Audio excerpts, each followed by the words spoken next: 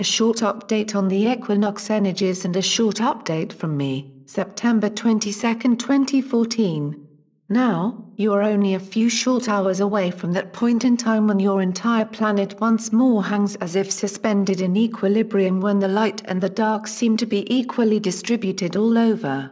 Well, that may be the case, but let us just remind you that this time there is indeed another huge influx of light coming your way just when the time seems to stand still, and you with it.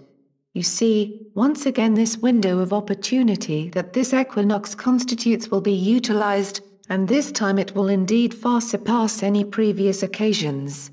So once again we remind you to stay focused within, and stay alert to any signs you will get as this day and night continue to advance, for we venture to guess you will all be asked to act as hosts to these emissaries of light that will come a-knocking, and as we have already discussed, this time you will be expected to interact with these messengers in a very special way.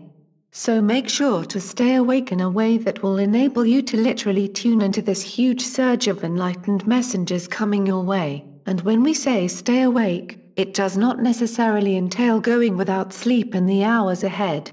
Rather, it entails staying alert to any subtle or perhaps not so subtle signals heralding the onset of this massive injection of light that is coming your way even as we speak. Dear family of light, I have felt as if suspended in a bubble these last few days up here in the mountains, with energies so powerful it has felt like the mountains themselves have been shaking. Once more we have been guided to return to all of those places we visited back in July, but this time, it was not to have any ceremonies. All that was asked of us was literally to be present here at this exact time, and the only thing we have been guided to perform was to bring 2 pieces of quartz from Lake Bigden and to place them in the spring where we collected the water the last time. One of the pieces we brought was a pale yellow one, about the size of a small egg, and after we had placed them in the small spring we hiked further down to the valley to the river that runs through it. The first thing we saw when we got down to the river was a piece of quartz in the sand that looked almost identical to the one we had left in the spring. It even had the same pale yellow color. What a powerful confirmation that was.